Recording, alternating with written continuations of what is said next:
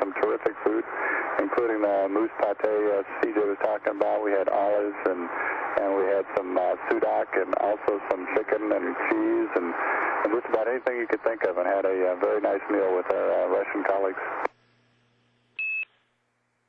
And with us closing the hatches tonight, we're last-minute packing and transfers were going on pretty much all day long. And here you see Pat hauling in some of the equipment and helping me out with inventorying some of the stuff going into the big bags. And we coordinated all of that with Sonny. And here's Sonny's dedication in the morning. That was a tough day today to know that I was leaving the station for the last day on station, but also very exciting to become part of the Atlantis crew and get ready to come home. Yep, we'd finished transferring some oxygen from the shuttle over to the station using the Orca pump you see there, and we had to reconfigure the cooling and the hoses. This is a view of us taking samples that have been taken for science over the 6-month increment out of the Melfi, which is the freezer we have, minus 80 degrees freezer. And we have to do it pretty quickly because there's a time limit to ensure the temperature of the samples, then they stay frozen, as well as the Melfi itself. And I'm handing the samples off to Clay Anderson, who's putting them in a cold bag, and that's how they'll stay. Essentially, it's a cooler. They'll stay in that cold bag until we get home, so then the scientists can take a look at the science. The last little bit of transfer that we had was basically taking over the EMUs, which we had brought over from the space shuttle. These are the ones that Jim Riley and myself had used during our 2 spacewalks. Well, after all that, it was time to say goodbye to the crew of Expedition 15 and head on back to planet Earth. We still got a couple days to go, but an important part was closing out the hatches after we'd said our farewells.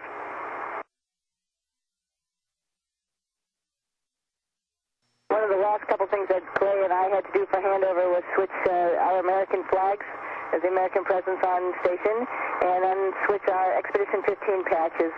The initial patch had my name on it, and this patch now has Clay's name, so he's officially part of Expedition 15. You can probably see it's a little bit dark, but that's Fyodor and CJ shaking hands as the hatch is getting ready to close. And that's our last activity with the station for this evening.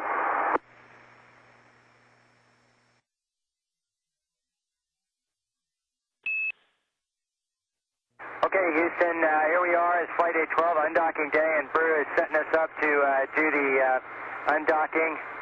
First thing he had to do is do the Group B power-up, and then he recovered the IMUs for us. You can see him here doing some Spec 21 actions. Now we are in the undocking timeline, making sure all the jets are deselected, and the crew is discussing, per our excellent training, what we would do if we need to reselect a jet in the event of certain DPS failures. As the entire crew gets into position as we power up the logics and drivers, this is about 5 minutes prior to undocking. Okay, and just to be technically correct, we did the logics first and then the drivers per the procedure. Here's Pat following with JR, and they're working the APDS steps and pushing undocking at about 2:20 prior. Here you can see the ISS separating for the orbiter, and I'll let Brew take over the commentary. Okay, after the undock, we slowly backed out to approximately 400 feet, 450 feet before we started our pitch around the International Space Station. As we moved out, Danny Olivas is working the RPOT machine as well as backing up the data from the TCS, which provides our range and range rate data. He's backing that up with some good handheld laser checks. View from the overhead window, you can see the station backing away very slowly. We were moving out at about roughly 0.2 feet per second.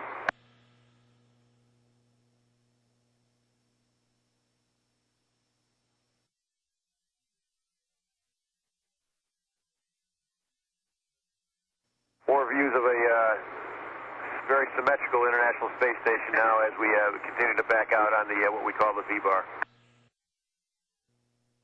Part of our requirements was to do photo documentation and a complete mapping of the station, and we did that as we backed out and then eventually used the 400 millimeter lens.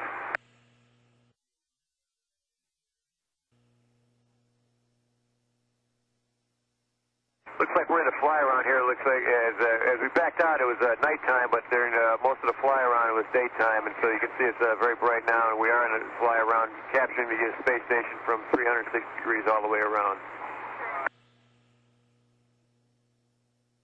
You got to love that symmetrical space station now.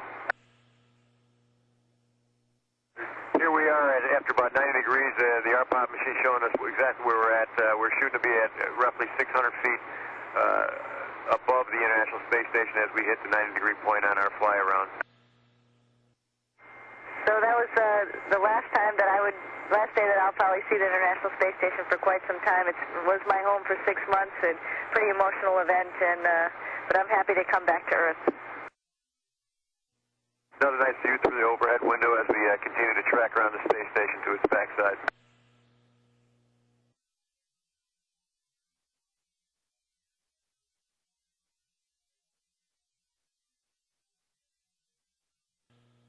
This is a primary source of maintaining our position as we go around the space station. It's a COAS, it's just nothing but a reticle, and we try to keep the space station lined up somewhere near the center of that reticle as we transition all the way around the space station.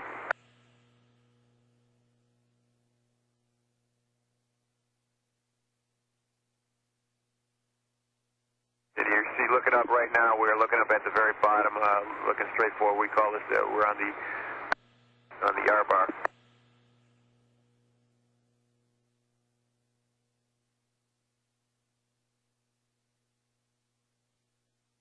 As we get further away, the ability to photograph the space station gets a little bit more challenging, so we have a variety of lenses on board that we use for photo documentation. You saw Jim Riley there also doing taking some radar marks as we move further on out. And you can see here from the computer that this essentially was a textbook separation and fly around by Lee Archambault. And then the night came and we had another sunrise, and now you can see off the tail, you should be able to see station. The station was a little hard to see, it was on the other side of the tail, and here we moved the tail a little bit over to get another view of station just off the tail as we departed it. Here you can see pretty much the entire crew checking the cabin temp controller, number 2.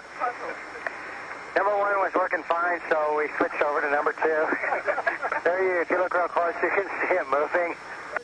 I'm sorry, but some things are just funnier in space.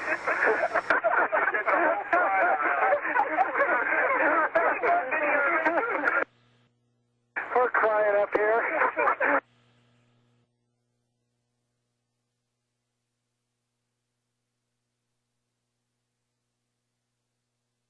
After undocking, we still had a full day ahead of PDRS or ARM operations. We conduct what we call late inspection, where we take the boom out with the shuttle robotic arm, and we basically remap the leading edge of the wings and the nose cap again, very similar to what we did on flight day 2, just to make sure there was no damage while we were docked up there from MMOD.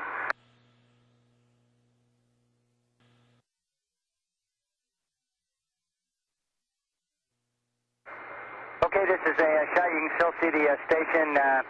The Mission Control Center in Houston called us up and said it was about 9 miles away, and then we did a burn later on to move it out a little further away overnight. Atlantis, Houston. On energy approaching the hack. Small wind update. Surface winds 110 at 4, peaking to 6. That's 2 tail and 5 from the left. You are nominal shoot. And there's the potential for interglide slope glare on both the CDR and PLT sets. Okay, we copy all nominal shoot deploy. That's a good readback. Runway in sight. Houston copies.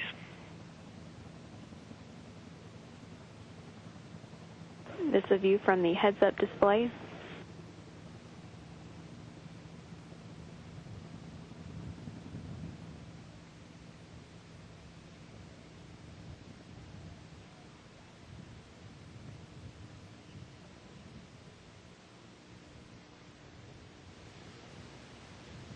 1 minute to touchdown.